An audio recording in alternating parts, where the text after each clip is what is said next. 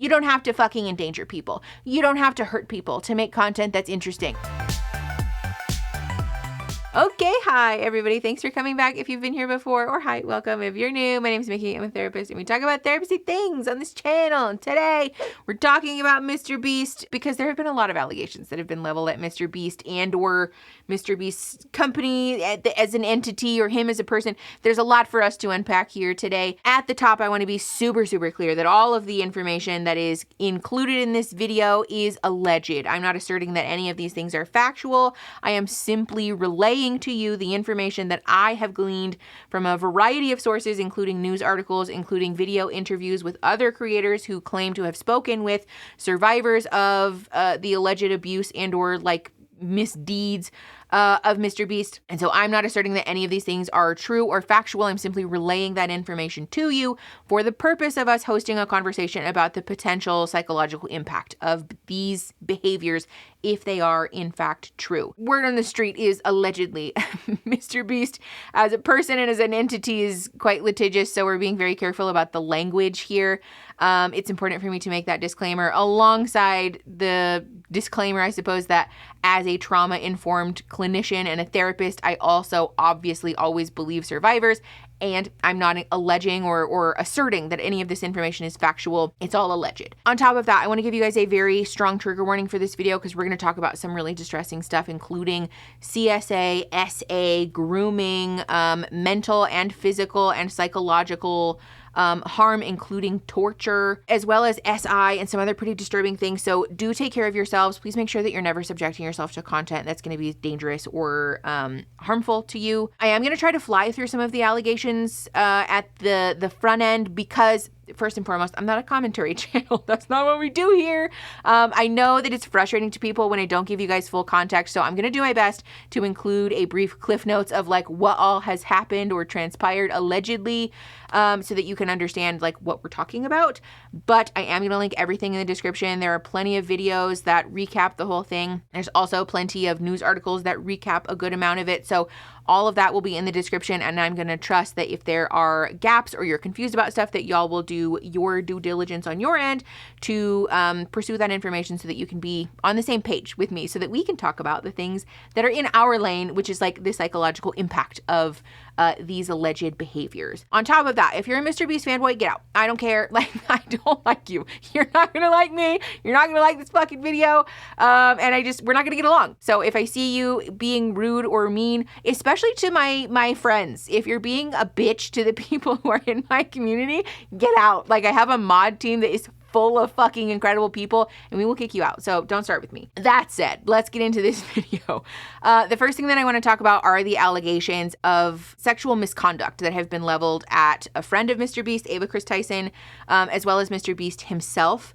Allegedly, first and foremost, Ava Kris Tyson has been implicated in behaviors including grooming and sexual misconduct with minors, with children, and also allegedly or has been accused of SA as well. So there's a lot of really troubling things going on there because Ava Kris Tyson was and or is a childhood friend of MrBeast, as well as a pretty integral part of the like community or like team at MrBeast's company. So that has raised a lot of eyebrows, but I also want to draw your attention to some allegations that have been made against MrBeast himself. First and foremost, from a podcast that resurfaced recently. The podcast is from 2017, and it includes an audio clip that is allegedly of MrBeast saying sexual things about Bad Baby. If you don't remember who Bad Baby is, we've actually talked about her on the channel. I'll link that up here. Bad Baby was, people refer to her as the Catch Me Outside girl.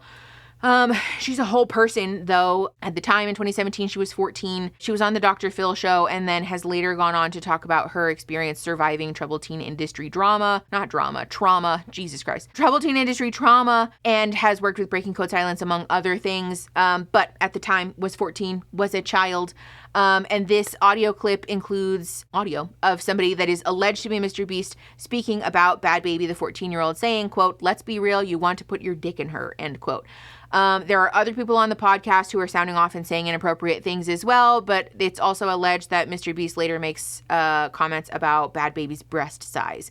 Obviously, this, I think, garnered some ire from a lot of people. As a side note as well, this is not necessarily related to misconduct with a minor, but there are also allegations that have recently surfaced about MrBeast using racist language from a live stream in which it is alleged that MrBeast responded to a viewer who said things related to selling black people for money. MrBeast allegedly responded, quote, the most I would pay is $300, end quote. Again, I'm sharing all of this information with you to paint a picture because it's relevant to what we're going to discuss later as like a full picture of like what the allegations include. So moving right along, there are further allegations about Ava and MrBeast relating to a Discord server that was allegedly owned by MrBeast at the time. It was a private server. That's the accusation anyways, in which MrBeast and Ava Kris Tyson have been accused of engaging in conversations with minors. 13 years old, allegedly, maybe as young as 11. It's unclear, but the allegations are that regardless, MrBeast and Ava Kris Tyson have been accused of engaging in conversations with minors, conversations that included things like a discussion of Ava Kris Tyson's genital size, as well as conversations about sexual conduct in front of these children and or like to these children. I did look at the alleged screenshots of this and it's troubling.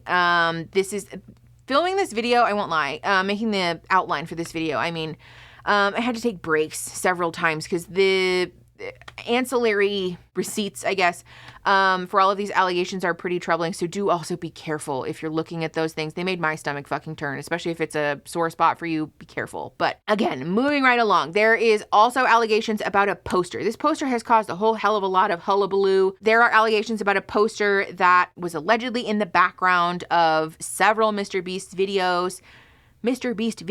And the poster was allegedly made by an artist named Shadman. Also, I know that I'm using the word allegedly like every other word. It's for a reason. Bear with me. This poster was created by the artist allegedly named Shadman, who is apparently known for creating explicit and or pornographic illustrations of children, some of whom include like cartoon characters like Caillou, who's notably a fucking baby, but also is alleged to have created explicit and or pornographic illustrations of real human children. Obviously, this is fucking gross. The allegations are that MrBeast had this photo or this illustration, this poster with an illustration from this artist on it in the background of several of his videos, and that Ava was the owner of said poster. So this has been used as sort of like corroborating alleged evidence about MrBeast knowing like of the nature of the content that Ava Kris Tyson was known to consume, I suppose. I do think it's worth noting, however, this poster, remember I said it created a whole hell of a lot of hullabaloo. Allegedly, footage of this poster has been scrubbed from many of MrBeast's older videos from 6 years ago. There are folks who have compiled footage using archived like YouTube videos from MrBeast's channel that seem to allegedly illustrate the poster being in the background, where if you look on present day on MrBeast's YouTube channel, that clip is no longer in the YouTube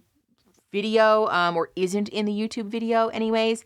And there are also videos on MrBeast's channel that seem to have comments being deleted. Like, for example, there was one video, link in description for this alleged proof, but there was one video that seemed to have all of the comments from this current July. All of those comments purged. The theory being that those comments, in looking at an archived version of the YouTube video, those comments seeming to reference the poster in the background. So there is a lot of to and back and forth that's going on about this supposed photo. But again, it's mostly being held up as evidence that Jimmy did in fact know the type of character that Ava Kris Tyson possessed at the time that these things were going on. Okay, that brings us to DogPack404. This is, first of all, this is not exactly the video that I thought I was going to make, because when I made this outline, I'm actually quite proud of it. It's a 5-page outline. It's pretty long and very thorough. But as it were, after I finished this outline, literally just a few hours after I finished this outline, DogPack404 released another video detailing a lot of really troubling allegations from someone who is an alleged former member of MrBeast's company, like an employee. So that's also why we're flying through this, because I want to get to those allegations as well. But the first video that DogPack404 made includes a couple of allegations. The first of which being that MrBeast has hosted fake or not fake. Yeah, fake giveaways, meaning that like they'll claim to give away something and then don't actually give it away. Illegal lotteries, which if you don't know, gambling is illegal except in very specific circumstances. And so you can't just host illegal gambling on a YouTube channel, as well as promoting gambling to children, and violating FTC laws related to gambling and giveaways and sweepstakes and all of those things. There are also allegations in that video that a lot of the competition style videos are rigged. Allegedly, MrBeast included staff, friends, family, and other people that were part of his circle as part of the cast for those videos. And there are also allegations that there were predetermined winners for competition style videos, and also that the staff would allegedly intervene in different ways to goose the works so that their favored person or group would win, and then so they would get the outcome that they were looking for on a YouTube video. These allegations include things like fake or edited countdown clocks, and also like editing events, like straight up editing events, and also dialogue from contestants in post to make the character arc look the way that they wanted it to, supposedly. Along with this, there are allegations about the videos being straight up faked. For example, there are accusations about the use of CGI and AI to completely fabricate things like a pit, like a big scary pit that doesn't actually exist, or like a train wheel not actually spinning, car wheels not actually spinning. There are also claims or allegations that MrBeast used paid actors, including paid animal actors in videos. There are also allegations about, for example, like a stranded on an island video, that you're not actually stranded on that island, that you can like take an Uber to and from the airport, allegedly. So there are allegations about MrBeast's very dramatic and over-the-top style videos being faked for the purpose of garnering clicks and views, allegedly. So that brings us to the Beast Games. If you're not familiar, Beast Games is a competition style show that MrBeast is producing or creating in tandem with Amazon Prime Video. This series is supposedly documenting this challenge style thing similar to a MrBeast video, but just on Amazon Prime Video. The show is intended to showcase like a competition style thing where the competitions or the specific challenges are meant to be winnable by anybody who auditions. It's not meant to be something like American Ninja Warrior, where like you have to train or be a specific type of person. The brief supposedly is that all of these challenges are winnable by just about anybody. Some of the contestants that applied and were chosen were allegedly all the way up to 82 years old. So that was kind of the brief, people of varying genders and things like that. However, first and foremost, there's a litany of problems with Beast Games. Supposedly, the bullet points that I have for this are so long. So let's start from the top.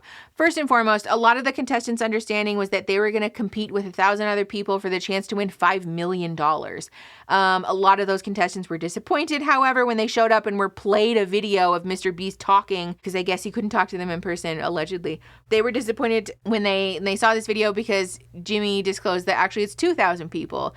And that actually what they were going to be filming first was a YouTube video for MrBeast's channel, where they narrowed down a pool of 2,000 people into 1,000 people who would then go on to compete on the Amazon show. So obviously people were understandably upset by this, especially because interviews with the contestants included testimony or accounts, I guess, of these people stating that they were drawn to the show because the $5 million prize was going to help them pay off things like medical debt and student loan debt, which, like, in our current late-stage capitalist dystopian nightmare of an existence is really fucking heartbreaking to hear people talk about, like, the only way that they're going to be able to get this, like, life-changing, life-altering, life-ruining amount of debt off their back is by applying for a show where they have the chance to win $5 million.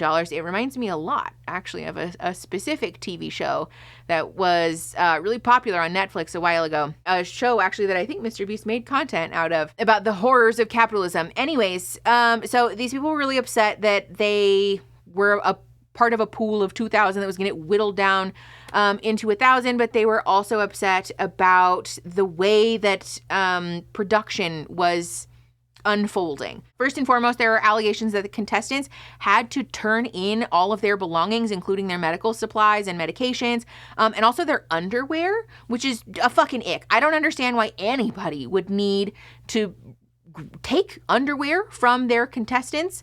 Unless it's something like Survivor, where you like show up with the clothes on your back, I guess. But even then, I don't think Survivor takes the underwear off your body. Like, you just have to wear them for 29 days.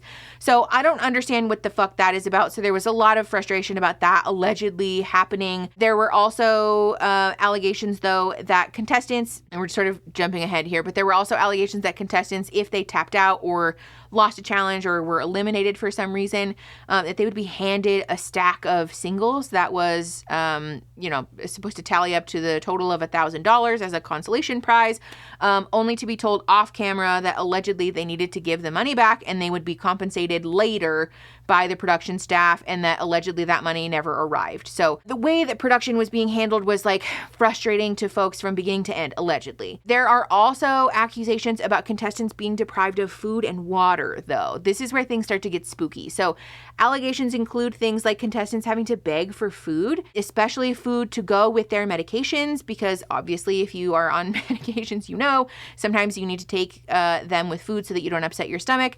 And there's one contestant who alleges that they had to beg for food only to be given half a banana after repeatedly pestering staff. There are also allegations that contestants were not provided with enough food at all.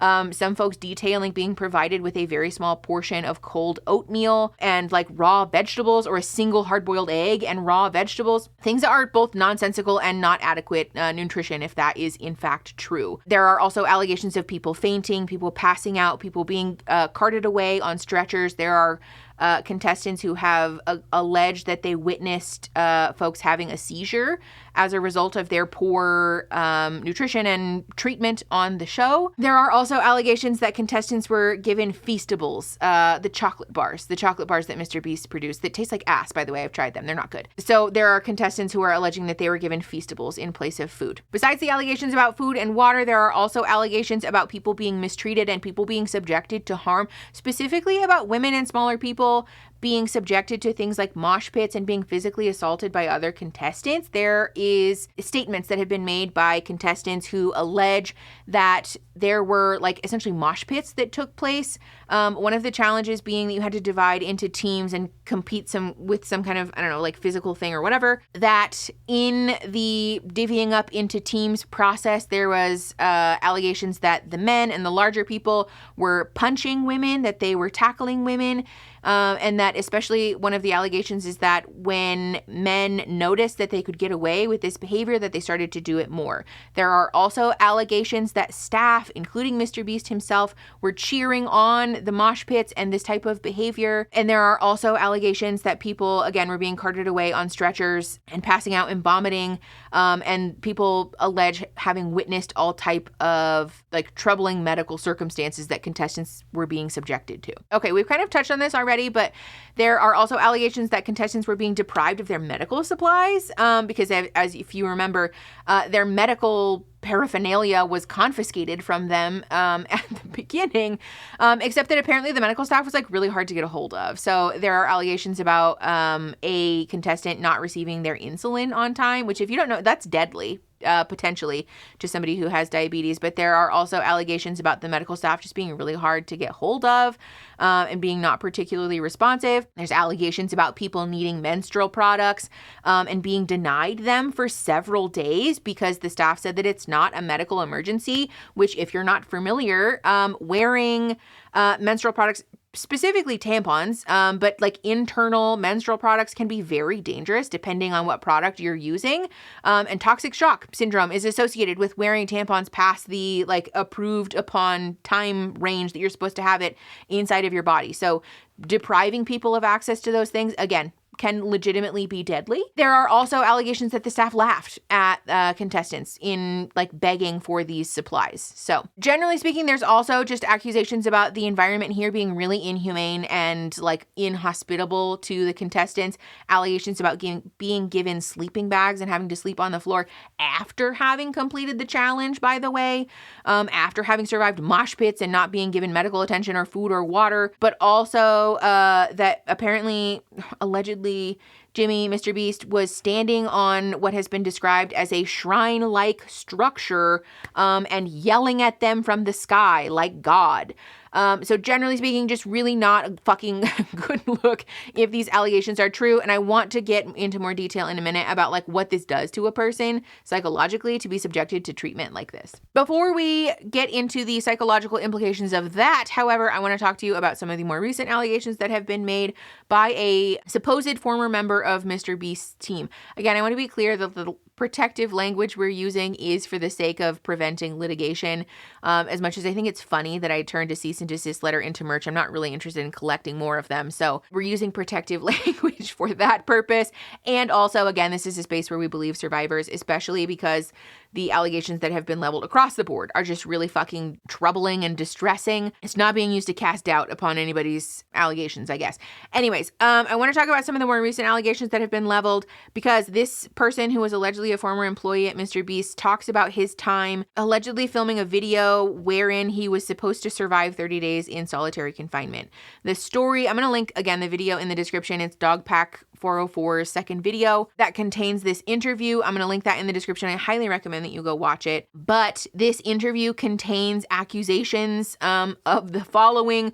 First of which, that this person was deprived of sunlight for 30 days and also that they were deprived of like quiet hours or dark hours. The allegation is specifically that after a certain point, they stopped turning the lights off for this person to simulate day and night, which if you don't know is a crime. That's like a violation of the Geneva Convention. If you don't know what that is, that's the thing that's used generally to talk about like inhumane treatment of like war criminals. So war criminals are being treated with more consideration, allegedly, than this man was if his accusations are true. Other allegations that he makes are about the environment just being generally like really, again, inhospitable, seemingly disorganized. He talks about the like sensory experience being really overwhelming, but also in feeling coerced and pressured into doing things that he knew would be detrimental or dangerous to him. Specifically, one of the things that he speaks about is that allegedly there were challenges sort of interspersed while he was in solitary confinement, and one of which was about a Rubik's Cube or like doing a Rubik's Cube or something, and he declined to do that first challenge allegedly, and so when he was presented with the second challenge, he felt as though he couldn't say no. The second challenge that he states that the second challenge was allegedly to run a marathon on a treadmill with no training, no warning. This man speaks about having to run a marathon, allegedly, with like, I don't know, just like a very limited amount of time to complete this. The medical fallout of this, he speaks about blisters on his feet that made it like impossible for him to walk, and that he was essentially in a state of like physical collapse by the time that this challenge finished, and that was the point at which he was like, I have to be done, I can't do it. He does speak about allegedly how the coercion and the pressure in this environment caused him to be okay with everything up to this point anyways, or to tolerate it anyways, because he felt a pressure and a fear about being the reason that like the whole budget would be lost on this video. And so the interview that he gives is really moving and distressing. So again, I want to encourage you to proceed with caution, but also go watch that if you're interested in the full allegations, I guess, of what took place there, because it is truly haunting. Again, we're cutting out some of the more like emotional aspects of this just to give you the cliff notes so that we can sort of move forward to talk about, again, the stuff that I'm qualified to talk about, which is the psychological impact of this. So I shared all of this with you to paint a picture. First and foremost, to demonstrate a behavior an alleged pattern of behavior in which MrBeast seems to have a really easy time dehumanizing others, right? I think also, these allegations aside, looking at his YouTube channel, it's really easy to see this pattern of allegedly dehumanizing people because the content that he makes is really upsetting. Like, I've never been a fan of his content in the first place because it just seems really dehumanizing and gross to ask impoverished people or people who are in a bad situation to sing and dance, literally and figuratively, for your entertainment in order to be given money, right? I think this is another thing that like really bothers me about MrBeast content, and especially like people who are defenders of MrBeast, which is that like, well, he does a good thing, right? Like, he gives money to people. Like, no, he doesn't. He does not, actually. He does not give money freely and clearly. He doesn't donate money. He asks people to earn it by engaging in all number of humiliating or degrading acts that personally I just don't think is a fair or like acceptable expectation.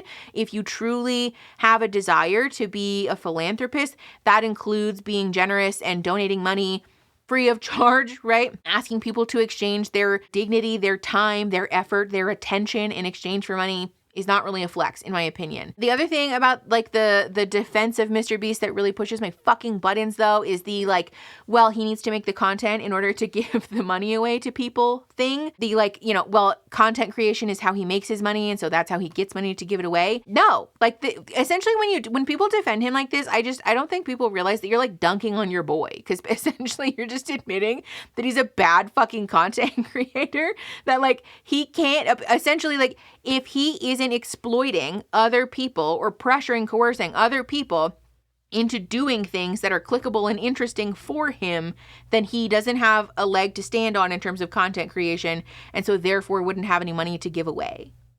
Like, that's not a flex. If he's a bad content creator and doesn't have money to give away, then like, sorry, I don't know. I just don't think that that's a get out of jail free card for ostensibly or allegedly subjecting people to behavior that is like inhuman. I don't get that. Besides that fact, there's also a phenomenon here that feels strikingly similar to the extreme home makeover phenomenon, right?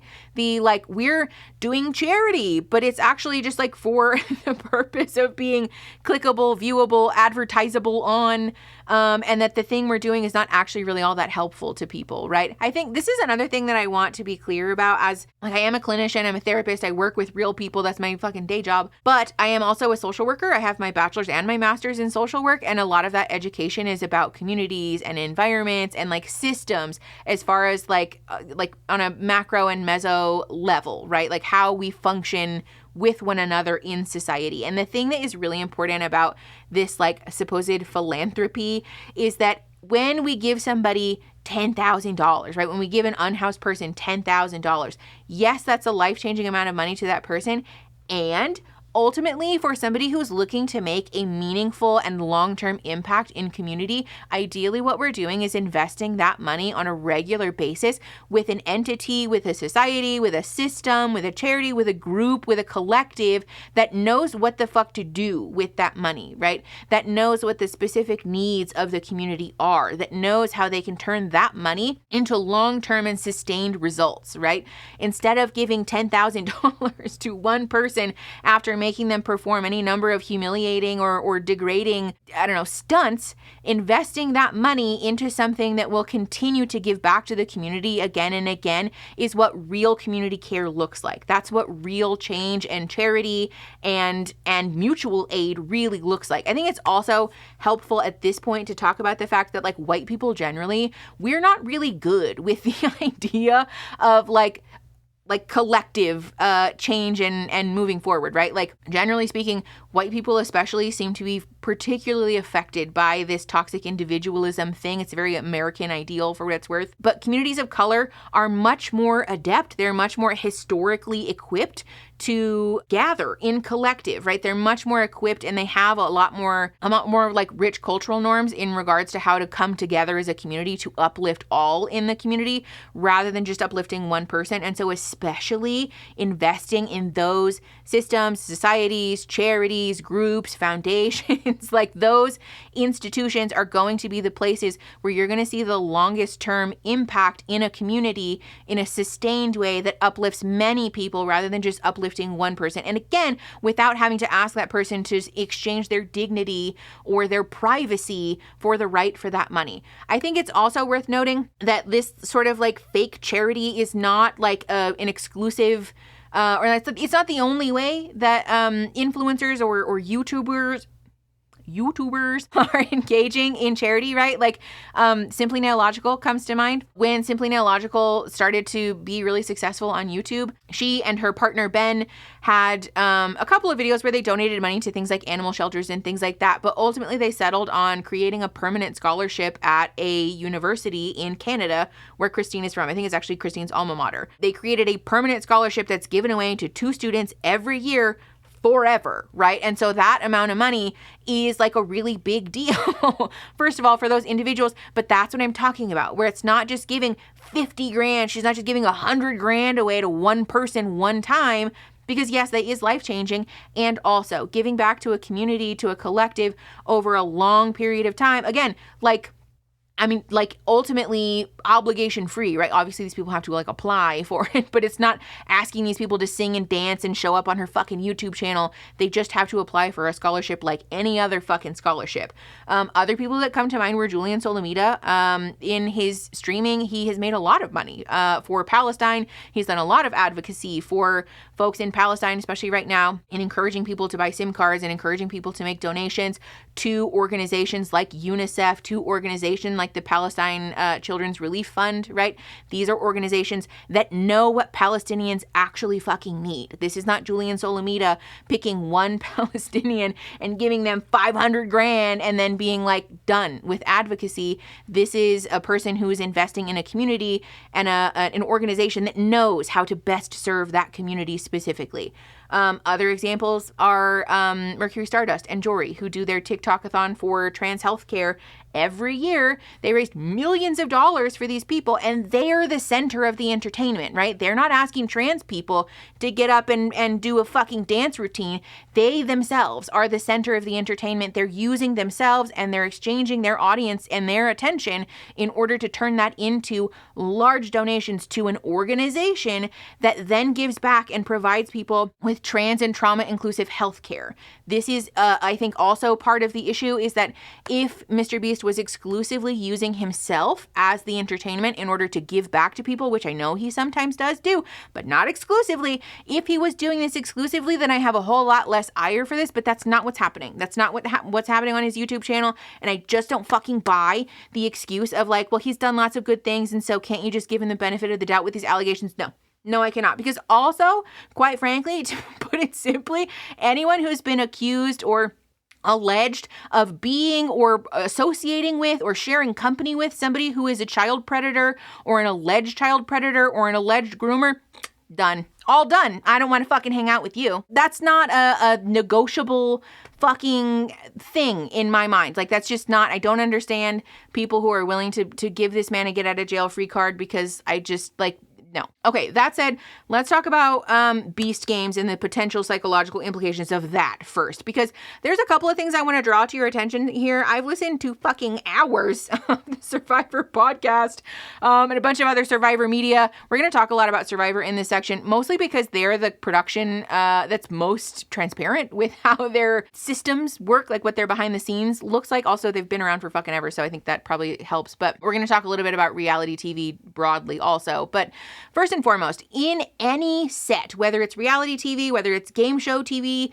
whether it's scripted TV or film or media or whatever, there are checks and balances. There are whole ass positions. There are whole people whose entire job is to ensure the safety of their participants, right? Intimacy coordinators are one thing that came to mind. It's a whole position, a whole job whose entire work is to make sure that when actors are engaging in an intimate scene with one another, that there is communication, that there's safety, that there are barriers. There's a whole list of things that have to happen in order for those scenes to be safe and for everybody to feel respected and to be okay and to prevent things like fucking trauma on behalf of the participants. There are also things on game shows. Survivor has a whole thing called the Dream Team, whose job it is to run through challenges to make sure that they're actually feasible, that they can accomplish them in the time that they're given, but also to ensure fairness. There's a whole role on game show TV. What is the name of it? I thought I wrote it down, but I didn't. There's a whole position on game show TV whose job it is to ensure the standard practice of things like the mechanics of a show on which you win a lot of money. On Survivor specifically, they talk about how like they'll have the same person tie the knots for each and every challenge. Each and every knot gets tied by the same person to hopefully ensure that they're as close to uniform as possible, to make sure that one person with a weak grip strength didn't tie the red teams and somebody with massive grip strength tied the blue teams. And so these are things that are commonplace on sets. And I just want to point this out to you because a lot of the allegations that have been made about Beast Games specifically, and that it's disorganized, that it was difficult to navigate, and that there seemed to be very little checks and balances in organization and very little staff, honestly, to ensure not just the like smooth running of the show, but also the safety of the contestants. This is not appropriate. And I want to encourage people to remember that while MrBeast is a YouTuber, yes, he is also running productions, allegedly, that are the size of TV shows, right? The allegations are that this production was fucking massive. There was a lot of people that that. I mean, 2,000 contestants is a lot of fucking people. And so we're not talking about throwing the book at somebody who did like, you know, a little field day challenge in their backyard with them and their close friends. This is an adult man, first of all, who owns an entire company that allegedly put on a production with thousands of people on set. The expectation to have safety and entertainment lawyers and staff whose job it is to make sure that this is a safe environment for contestants is not reaching for the stars. That should be a standard expectation on a production that was the size of what it has been alleged that Beast Games was. The other thing that came to mind for me, we've made a whole video talking about Love is Blind specifically and how they fumbled the fucking bag. I'll put that up here in terms of protecting their contestants. Jeremy Hartwell was somebody who was like at the forefront of discussing this and also has advocated for creating a union for reality TV stars for what it's worth.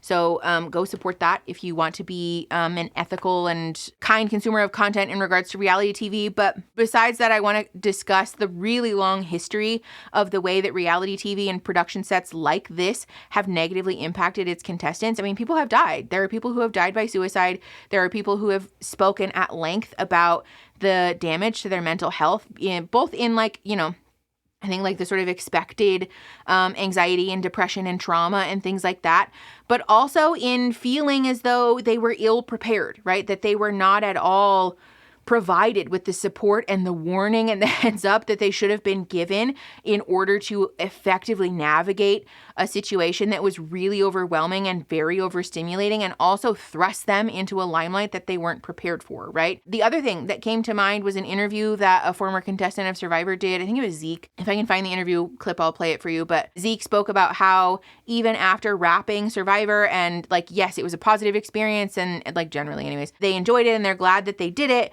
Zeke talked about having a go bag in his car because the fear about running out of food and the food scarcity and the trauma that this created for him was so difficult to overcome that he felt like he needed to have like emergency food in his car or on him, on his person at all times. And like, that's what I'm talking about. This level of trauma that happens to a person after being subjected to an environment like this is profound. This is another thing that I wanted to point out too, like from the therapeutic and clinical lens. When we talk about trauma, it's not just as simple as like, well, you know, you knew that you were never in any danger, which I would argue if the allegations are true about Beast Games, that might not be true, actually. But also, even if it's simulated danger, that doesn't make it less traumatizing. Our bodies, our brains, while they are very sophisticated in some ways, they're also stupid, right? Like our brains are, it's important to remember that our brains evolved from like prey brains, right? Like we have a sort of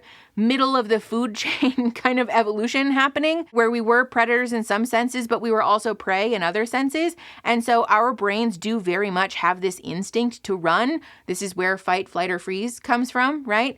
Obviously there are other trauma responses, other crisis responses, but fight, flight, or freeze are the three most common. That response can be stimulated by even simulated danger. We made a whole video about horror movies. I'll put that up here. The reason that we find horror movies so interesting and so like scintillating is because it stimulates our fight, flight, or freeze response just enough to be interesting and to be like exciting. It essentially releases the dopamine and the adrenaline in a small dose that our body typically releases in danger. So when we're in the middle of a situation that includes simulated danger in real time to our physical bodies, it is entirely possible that these people will walk away with a profound amount of trauma that could take them weeks, months, years, probably, if we're being honest, years to come back from. And that's not an okay thing to be speaking about lightly, or especially to be subjecting contestants to without giving them the opportunity to provide informed consent, first of all, but also without providing these people with support. Not just while they're on set. I think it's abysmal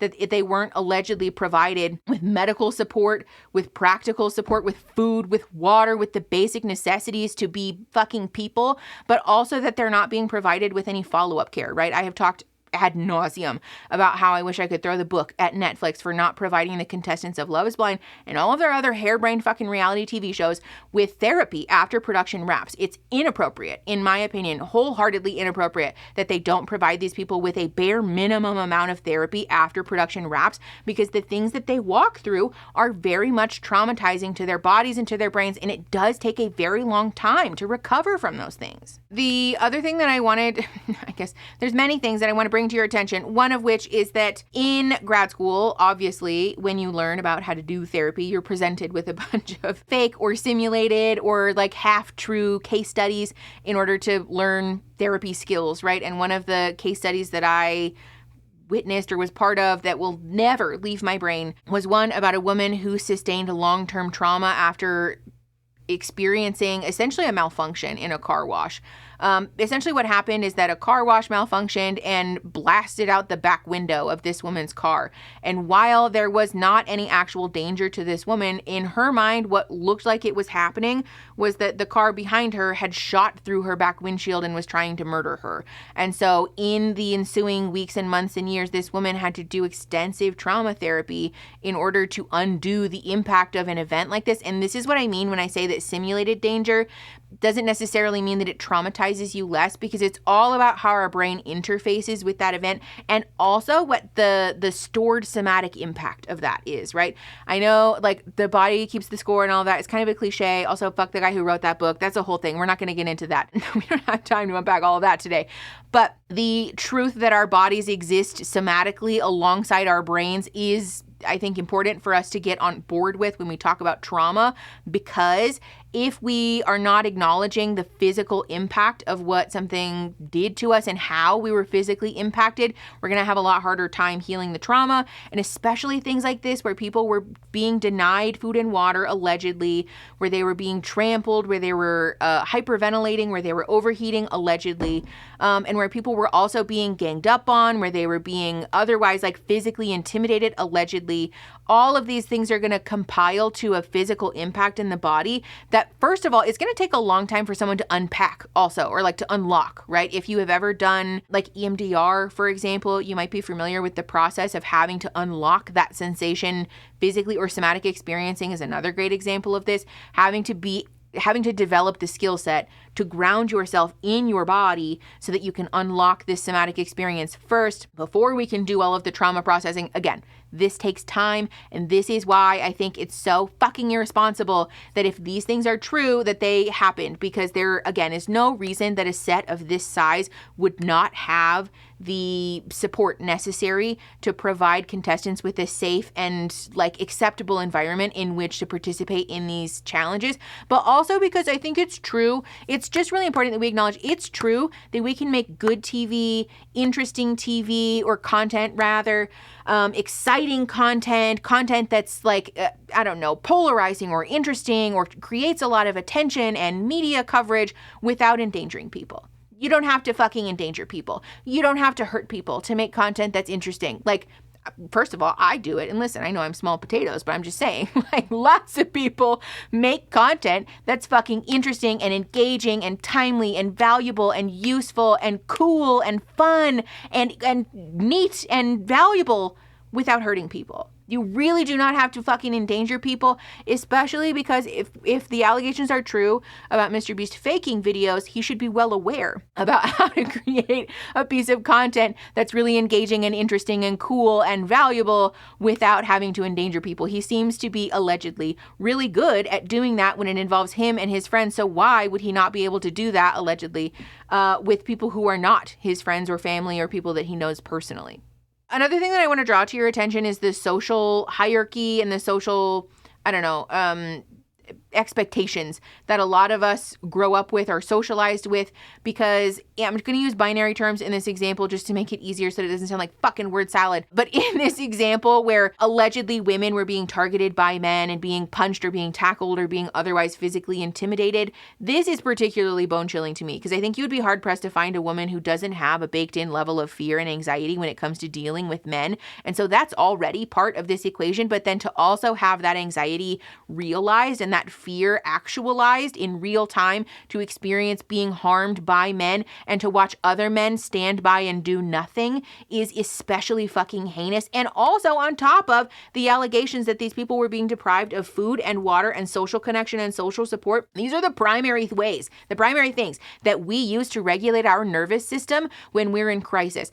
Fun life hack, by the way, if you're able to. Food, water, and social connection, these are all things that we can use to regulate our nervous system. So for example, if in the onset of a panic attack, or maybe right before a panic attack happens, if you're able to drink some water, to eat some food, to physically connect with another human being, right? These are all ways that we can help to ground our nervous system and to send it the message that we're safe. And so not only were these people being physically harmed, allegedly, but they were also allegedly being denied food, water, and social support. And these are, again, all the ways that we regulate our nervous system. So this has the potential to be like traumatizing to an even higher degree. I don't want to beat the Beast Games stuff to death. I just think it's unconscionable that somebody would ever create an environment like this, or could ever create an environment like this, allegedly. Because again, the harm that this could potentially cause people is untold and is also yet to be seen, because there's more filming that's yet to be done. So I just really am not a fan, obviously, of the way that this was allegedly handled, and I think there's potentially really a lot of harm that happened here. Besides the Beast Games, though, I want to talk about the interview that happened in DogPack404's part 2 of his series, because the interview there, where the former employee of MrBeast alleged being subjected to essentially torture in solitary confinement, is like a whole other level of horrifying that I think we need to get into. So I've already kind of summarized the brief details for you. Again, I would encourage you to go watch it to really get the full scope of what exactly happened to this man allegedly. But the way that this type of experience has the potential to traumatize someone is like, honestly, kind of hard to quantify, quite frankly, because these types of things don't really fucking happen to people on like your regular day-to-day, right? Like this is a thing that I think would be difficult for a regular therapist to sort of reckon with, because I mean, we're not having clients walk in off the street every day saying that they were subjected to solitary confinement for 10 days, right? Like this is not a thing that could or should ever happen, or is commonly happening to people, because it's torture. If this is true that this man survived this thing, I'm shocked that he was able to speak about it in the way that he was, because this type of abuse, I mean, this is, again, something that takes people years to unpack and to recover from. I already touched on the fact that the Geneva Convention outlaws or doesn't allow war criminals to be deprived of like day and light cycles as far as like their like circadian rhythm is concerned. But I also want to talk about the fact that solitary confinement in prisons, like we have robust research to support how fucking detrimental this is to people. There is a concerted movement actually to outlaw this and to prevent this from being used as a disciplinary action in prisons in the United States, which, you know, is difficult because the United States is the bad place.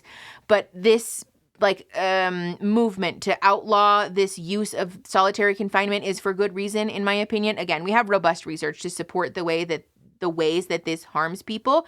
This changes people, right? Like this has the capacity to unseat somebody from their consciousness, from their like ability to effectively and safely contend with reality and with their social circles and with themselves. Again, I want to remind you that the things that we use to regulate ourselves when we're in crisis are food and water and social connection or physical contact.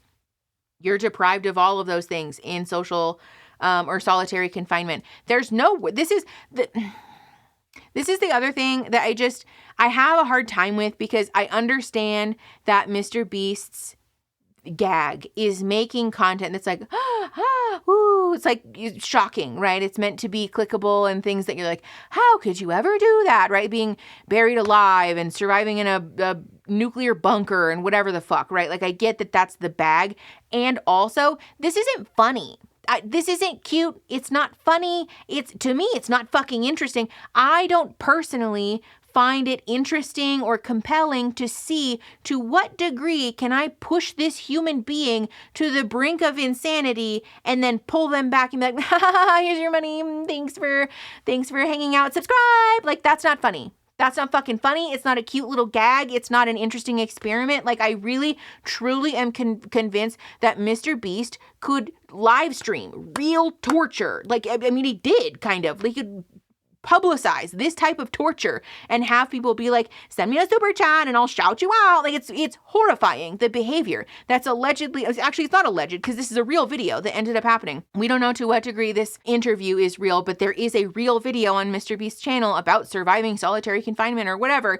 And to be fair, we don't know to what degree that video is real or fabricated, but still, There is no world where it's okay or acceptable or interesting to play with the bounds of the human condition.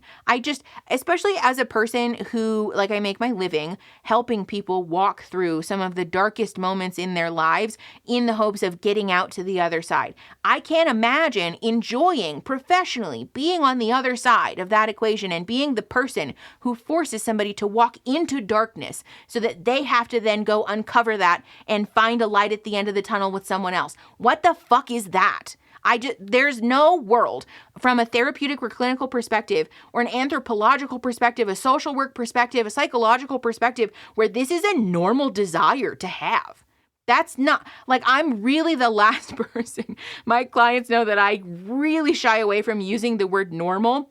And I encourage my clients to move away from that also, because, like, what is normal anyways? But you shouldn't enjoy. People should not enjoy playing games with the sanity and the safety of other people. That's weird. We enjoy simulated danger in horror movies, in roller coasters, in thrill seeking, in water parks, and all of these things because it's simulated, because we know that it's safe in theory, and that's why we get to enjoy the thing. That's why haunted horror houses at Halloween and whatever, that's why those are fun, is because we've been provided an assurance that those things aren't actually going to harm you. And so the paid actors who are putting on a clown mask and using a fake chainsaw, they don't actually have a desire to push you to the brink. They're not actually doing that. They're just like playing with a chainsaw for a few minutes because they know that they can't hurt you. That's why it's an okay job to do. I don't understand why anyone would enjoy actually participating in behavior that does very much have the potential to push someone to pass their limits and then be like, oh, well, bye. That's a fucking weird thing to do. Again, I want to circle us back to the thing that we talked about earlier. I know that people will defend MrBeast by saying that, it's okay, or that he donates a lot of money to charity, and so that's fine. And, like, that's not a write-off to me. Whether or not MrBeast is aware to what degree he's participating in potentially harming people, in my opinion, is irrelevant. I don't know if he's aware of that. I don't know if he actually does enjoy pushing people into the darkness so that somebody else can fucking bring them back out the other side. I don't know that, to be clear.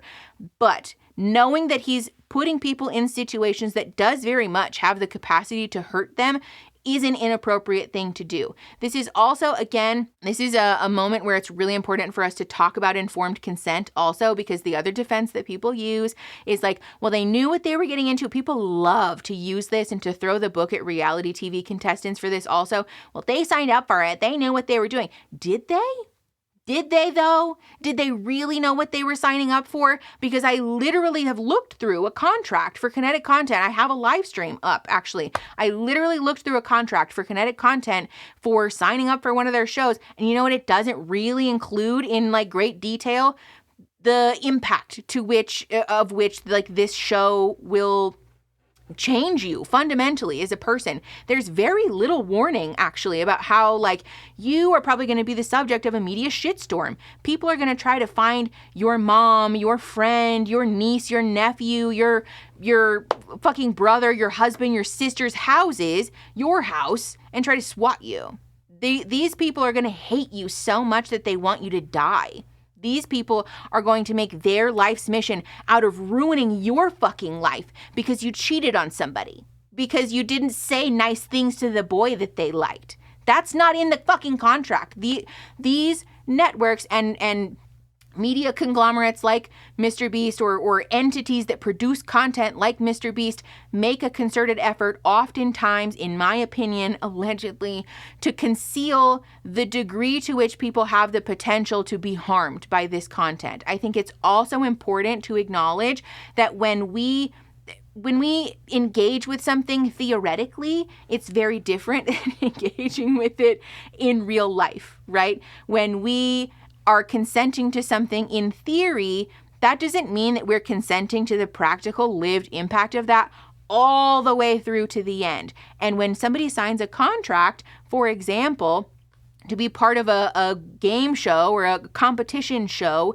where there's the potential to be trampled, allegedly trampled by a bunch of grown fucking men because they want the jersey that's in your hands, allegedly, there's not really an opportunity at which that person can say, I revoke consent. Oh my God, please void my contract. Get me out of here. That's not how contracts work. And oftentimes it's very common for people to be fearful of even saying no. So that's not informed consent. That's what informed consent fucking means. Like, this is a thing also that like therapists and psychologists and psychiatrists, people who work in mental health care are very familiar with, because we have to be sure that we're creating an environment in which people feel comfortable to say, revoking my consent, I'm getting the fuck out of here at any time. A therapist make mistakes, right? Therapists say things that are mean or shitty sometimes on accident because we're people, and sometimes we overstep or we violate a boundary on accident. Sometimes therapists are shitty people too, to be fair.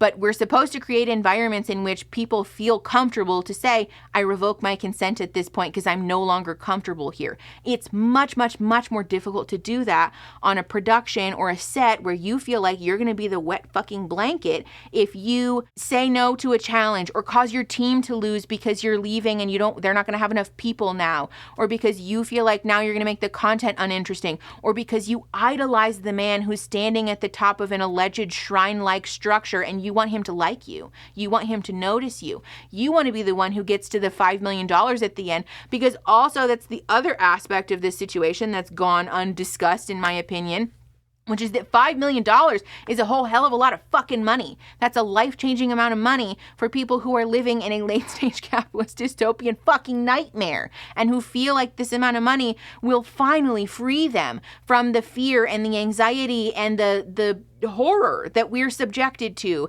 in not having enough money to live, right? Capitalism forces us all into an exchange where we have to sell our time, our attention, our lives in order for the right to stay alive. That fucking sucks.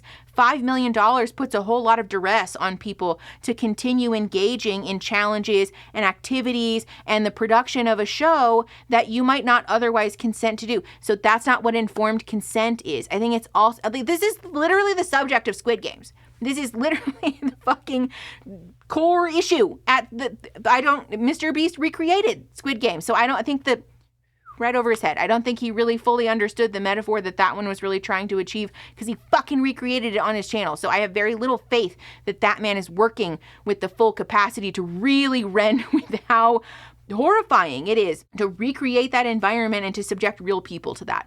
Anyways, I think it's clear that I'm not a fan of the way that this situation was handled. There are so many unspeakable things that can happen to a person as a result of being subjected to behavior like this. Please know, if any of the people who are part of or were part of or have been ever subjected to any of MrBeast's challenges or content or whatever, if any of those people see this content, please know that you are so very valid in feeling however it is that you feel, that you are allowed to take all of the time that you need. This goes for anybody, by the way, who survived trauma or walked through something that changed you fundamentally as a person. You're so very valid in feeling the way that you feel, and you are entitled to take however long it takes in order to work through that, to come to peace with that, to be able to look that in the face and really deal with the reality of the fact that it happened to you, let alone to start working on healing it and moving past it.